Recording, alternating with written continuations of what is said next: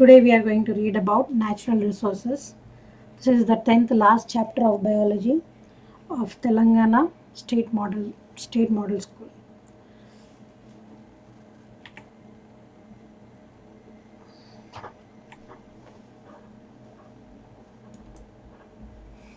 The natural resources are water, soil, forest, flora and fauna.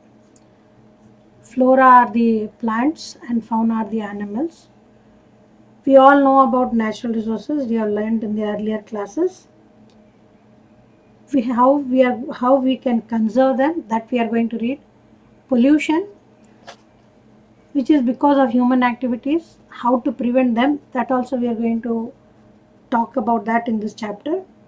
And then how we can stop human intervention and how to sustain the natural resources and save them. This is what we are going to read in this lesson chapter. Regarding this, we are going to read about two villages. One is Vanaparthi, another one is Vadicharla of Jangan district. The difference between these two villages is that one village, both villages have same number of wells, and the availability of water is same in both the villages. The social condition is also same. So based on that, we are doing a comparison. When we do a comparison, we find that one village is Vadicharla, another one is Vanaparthi. Both of them are in Warangal district in Telangana. So Vadicharla and Vanaparthi, they have two concepts here. One has scarcity and another one has no scarcity. So Vanaparthi does not face groundwater pollution as well as water crisis.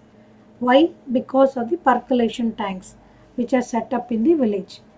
Whereas Vadicharla, there is scarcity of water, food resources are also fewer because of the absence of percolation tanks.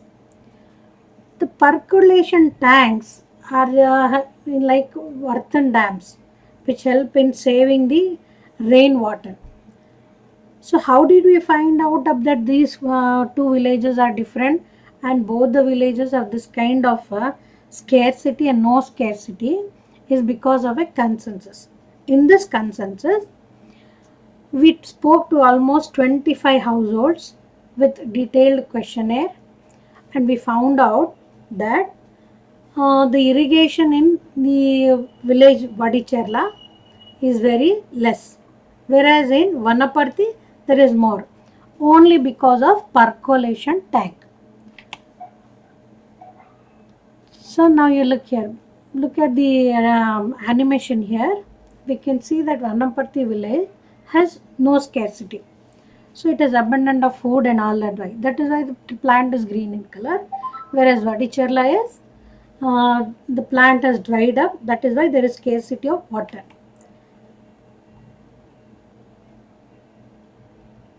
Now, in these two villages, what is common is that there is no underground water in the beginning.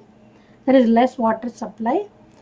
So, the village, what it has to do to increase the water there, it has to construct dam. It has to have the percolation tank to stay out of the problem of water scarcity. Now, Vadicharla and Vanaparthi, if you look there is one project which is called Center for World Solidarity, which was there in Vanaparthi, which helps in the recharging of drying wells. Now farmers formed large group there, and then they had the small farmers and the large farmers, both of them share water for irrigation, which help them to use different kinds of methods of water conservation. What is that? One is drip irrigation, where the water falls drop by drop, so water wastage will not take place. Another one is the sprinklers. Now let us look at what water is available to us. If you look at the earth, we know that earth is 2/3 of the earth is made up of water. So in that 2/3, 97% is salt water. Almost 2.5 to 2.75 is fresh water. Salt water is not available to us. 2.5 to 2.75 is fresh water. In that 2.5, frozen water is present in glaciers. Glaciers are the places like in mountains and Antarctica and Arctica where there are fresh water, but that is in the frozen stage. We cannot use them. Fresh water, fresh groundwater and soil moisture also, we have to extract them out of the ground. That is why even that is not much available to us. So the water which is readily available to us is surface water in lakes, swamps and rivers, which is around 0.01%. So the development wherever you go, if you look at all the civilization, every civilization is present near the water resources only. So our development also lies in the efficient use of water resources. Now, based on this water only, we will make use of, we will do another case study of a village called Kotapalli. In Kotapalli, initially what was there? There were dry lands. There were more dry lands than irrigated lands. Literacy rate is very low. Labor, people who are ready to work is very scarce. Next, more fertilizer and pesticides are used because the farmers are not aware of the misuse or the harmful effects of fertilizer and pesticides. They were using it more. Whereas the crop yields, because of the fertilizer and pesticide, they should get more yield, more crop. But what has happened here? The crop yield is very low. Added to that, there was not even a single water harvesting structure in the village. What is this water harvesting structure? The structure which collects the rainwater. Rainwater when it is stored, that is called water harvesting structure. Now enter of one very rich institute which is called the ICRISAT, that is International Crop Research Institute for Semi-Arid and Tropics. Here what did it do? It started teaching the farmers there. It provided technical support for cost efficient water storage and soil conservation structures. Now, the measures which are taken were in a community as well as individual measures. What do you mean by that? Community means it means many number of farmers, all farmers together. They also did some remedial things, as well as individual farmers also. They realize that the water is very less here. We have to do something to conserve it. So the approach was one from a single farmer as well as a group of farmers. That is why it is called community as well as individual based resources are used. Now let us look at what is community based interventions which were done. Community based intervention, again it was given by ICRISAT only. So the villagers in Kotapalli village were asked to do sustainable management. That is, what do you mean by sustainable management? The whatever area is available, whatever water is available, in that only they were able to store and use it. So in that first one was 14 water storage structures are built with the help of with a capacity of around 300 to 200 cubic meters. Next, 60 mini percolation pits were built. Field bunding on 38 hectares were completed. 28 dry open wells are built with nala so that the water which is run, the rainwater which used to go waste, it is running down, it is going and falling in that nala and it is stored in the water storage structure. And then people were asked to use bed furrow land farm, contour planting was implemented. Just next to the farms, the fields, they were asked to grow Gliricidia plants. So these plants, what they do is they produce lot of nitrogen because of the microorganism, and that was encouraged. Farmers are also encouraged to use micro irrigation techniques. Now saplings also, small plants which are even plants which do not have any fruits, they were also grown on the field bunds and nalas so that the soil is not eroded. This is the community based intervention. Let us look at farmer-based intervention. Farmer-based intervention was first the farmer was asked to on the land, the plowing which was taking place, it was taking place like broad bed furrow. I'll show you that one, what is broad bed furrow. Next thing that was done was contour planting. We all know that that also I'll come back to contour planting. Before that, let me explain you once again. Contour planting, when you look at a field, if the field is not it is not a leveled ground, actually there will be ups and downs in the ground.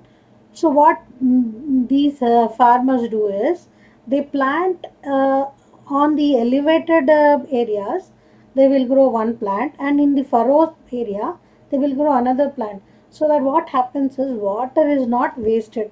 That is done. Then fertilizer application, weeding operations are done exactly at the time which is said. Like field bunding is done. What is field bunding? Around your field, a little bit of elevated area is created so that water cannot go out. Then planting again, the trees are taking place. Use of water resource also. What happens is one farmer can become selfish and he can use more water, and other farmer will not get water. So even they were advised to jointly use water resources. Next one is the irrigation of land using micro irrigation techniques. So due to this, what has happened is, look at the advantage now. What has happened? Farmers obtained almost 250 kilograms of pigeon pea, more pigeon pea, and 50 kilograms more of maize were produced in the per hectare from the earlier methods due to the broad furrows and micro irrigation techniques. Even drip irrigation, we know what is drip irrigation, that also reduced the consumption of water by 70%. Next one, let us look at broad bed furrow. Look at that. The furrow, there is a line which is going around, that is surrounding the water. It is conserving water. Contour planting, look at the contour planting. On the slope also we have planted plants. In the depth also we have planted plants.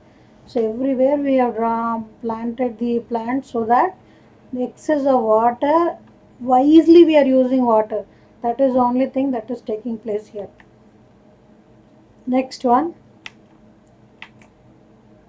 field bunding. Look at the field bunding. Around the field there is a border which is there, and that border is found not because of some wall or something. It is because of an elevation, that is called field bunding. Now look at the major sources of irrigation in Telangana and Andhra Pradesh. You have wells, canals, tanks, dams, reservoirs, and rivers. Rivers are not much into play here. Next one, let us look at the wasteland development and tree plantation. There is a lot of wasteland. So in these two villages, or even in Andhra Pradesh and Telangana, saplings of many plants are planted around the roads, around the field bunds and nalas. Next one, source of irrigation in Telangana and Andhra Pradesh. We have major consumption of the water is taking place in farming only. There are two major rivers, Godavari and Krishna. Both are the source of irrigation. But what is happening? They are not irrigating our land. So again, we are going to the United. Look here. What is the importance of water? We will come to know here. United Nations Development Program. What it says is, water is a resource where the annual water supply drops from it is getting less per person. So by 2025, this year itself, 1.8 billion people will be living in countries with absolute water scarcity. Water scarcity. Now let us come to the next one. Natural resources around us. What are the natural resources around us? Air, water, soil, minerals, plants, fuel, animals. These are all the resources. So few are the resources which can be used again and again, but they will never end. Such kind of resources are called renewable resources. Whereas fossil fuels, Once they are used, they are gone forever. You will not find them for a long time. Why? Because formation will take very long time, but the consumption occurs very quickly. That is why these resources are called non-renewable resources. So, people often waste resources. If resources are carelessly managed, all will be used up. But if you use it very wisely and efficiently, renewable resources will last much longer. Development and conservation can coexist in harmony. Yes, we need not think that if you have to conserve, development should be less. We can develop as well as we can conserve. First, let us look at the renewable resource, that is forest. We think forest is a renewable resource. It will never end. So what is the advantage of having a forest? Forest is the lung of the world. Why? Because it produces around 20% of the oxygen is produced by the plants itself. From the forest you get innumerable products. You get honey, you get timber, medicinal plants are there. All this come from the forest itself. Next, it is a bed of nutrients for new life to prosper. But instead of forest, now you have another thing which is happening is deforestation. What does deforestation do? Cutting down of the forest is called deforestation. Deforestation destroys wildlife habitats, increases soil erosion, releases harmful greenhouse gases, harms people who rely on forest for their survival. These tribal people, most of them, they depend on the forest for their livelihood. That also is used up. Next, hunting, gathering, and harvesting food products, or using timber as firewood. This is what the people who live in the forest do. Next one, soil. Let us look at soil. Soil is also one of the natural resources. Soil is vital for the food production. We need high quality of soil to grow crops. That is also getting depleted. So many other types of conservation efforts, such as plant conservation and animal conservation, they all depend on soil conservation, which is very true. Now, why does this soil get eroded? It happens because of poor farming methods. As repeatedly you are planting the same crop again and again, due to which the nutrients in the soil become depleted. Another one is when there is no plant there, soil erosion takes place. That increases because of water and wind, which is one more effect of the farmers which plow up and down the hills. So how can you conserve soil? We can conserve soil by contour. Again, just now you were talking about contour strip cropping. Next, several crops such as corn, wheat, clover are planted in alternating strips across the slope. So if the water is falling down, this plants will stop the flow of the water. Different plants are there with different root system, which is also prevents the soil erosion. Selective harvesting methods are there which helps in maintaining the rotational cycle. Harvested areas. Now, sometimes what happens continuously if you are harvesting on a land, what happens is the nutrients are used up. Instead of that, what you have to do is you have to leave that land for the next harvest cycle for some time. If you leave it like that, again the green mulching, due to green mulching, the plant will the soil will get the nutrients and it will grow. Next, younger trees have a full potential to go into commercial crops, while we should remove the aging plants, otherwise which will naturally die. That is also one of our responsibility. One more environment resource is biodiversity. Biodiversity is the variety of living things that populate the earth. For example, if you look at producers, we cannot say only one kind of plant is a producer. There are many different kinds of plants which we can call them as producers. If you go into a forest, numerous plants will be there. There are many n number of species are there. If you look at animals also, many number of species are there, and from each species we are getting a different kind of benefits. That benefit can be in the form of food, building materials, medicine, or having a clean and healthy landscape. But what is happening is slowly these species are becoming extinct. We don't know how many number of species are there, and how many, what kind of species we are losing also, we do not know. This is a one best example is that the lawn which you see in our place, garden which is a green grass. The only thing we see there is grass. There are no other plants. So any insect or any pest, if it attacks this grass, completely the grass will be lost or it will be destroyed. But had we had a different kinds of plants, that kind of things would not happen. So, loss of biodiversity, why is this happening? It is happening only because of our intervention only. Through hunting, pollution, habitat destruction, people are speeding it up. That I just, as I said, there are different kinds of varieties which we are losing because of the of our greed.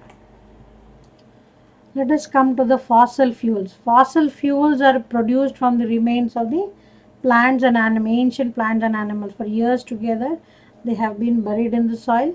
Due to that pressure, they are created into fossil fuels. What do fossil fuels provide us? They provide us energy to do work. What are the uses of that? So, they are used in vehicles. Many of the petroleum products we use today, we are using it in cosmetics, in producing plastics like synthetic rubber, nylon, medicines, cosmetics, waxes, etc. But we need to conserve this fossil fuel because at one point all these fossil fuels will be used up. We will not have that fossil fuel. So pollution is also caused when they are burnt. That is also one of the reason why we should reduce the use of fossil fuels. Everyone, we all can help to conserve fossil fuels. How we can do that? We can turn off the light or other electronics when we are not using that. We have to buy appliances which are energy efficient. For example, if you take the fridges and all that, if they have 3 star, 4 star, 5 star, which are using very little of electricity, that is also an added advantage. You can conserve them. Next, wherever possible, you should walk or ride a bicycle instead of using any vehicle which is using petrol or diesel. It is better to use a public transport system like bus or train instead of traveling in personal vehicles.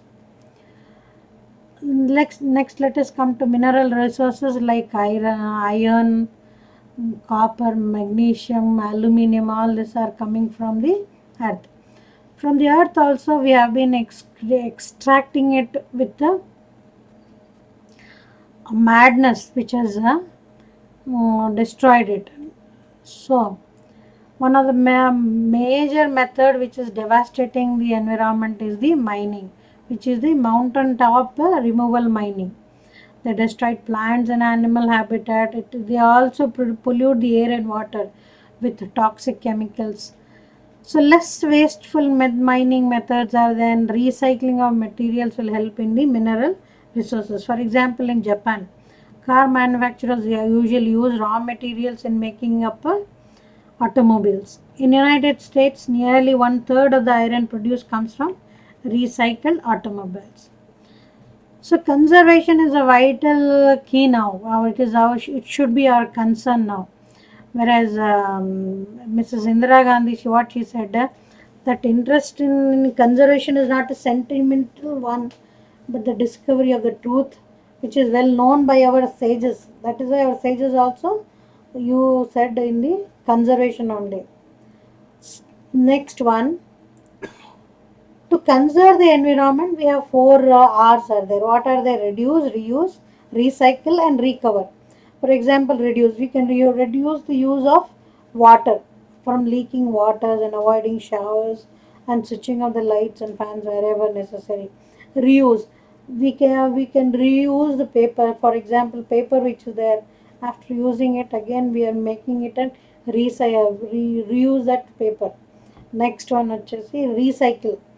In recycling, what we are doing is, for example, if you take glass, glass is again recycle, plastic is again recycle, paper is again recycle. Of course, plastic, when you recycle it, there are some harmful gases and chemicals which are produced. That is why much of the plastic recycling is very dangerous or hazardous. Recover. Now, recovering is, it means not only recovering the waste products and all this, just like as you were talking about, iron which is used in United States comes from the scrap. That is also one kind of recovering. But one of the major recovering is, if you take plants, you're cutting down plants in one areas for transportation or roads, then it is very much important that you grow plants in another areas, so that that balance remains in the environment. The conservation, to look into this kind of conservation of nature itself, we have many groups. In that, one of the major group is International Union for Conservation of Nature. This group was formed in 1948. What is its work? It is there to protect the wildlife and its habitat. In 1980, this group proposed a world conservation strategy. In that, what it is saying is, many plants are there. For example, just like your Kattupalli village, what we have done there, the same thing it has suggested. Next one, let us look at biofuels. Biofuel comes from a plant called Jatropha curcus plant, which is usually found in Andhra Pradesh. Now, when you take the juice which comes from this Jatropha plant and then you esterify it, which is called bioesterification, or the process due to which biofuels is produced. This is one of the methods of conserving or reducing the use of the natural fossil fuels. In the conclusion, we can say that it is time to know our responsibilities to protect our natural resources for future generation.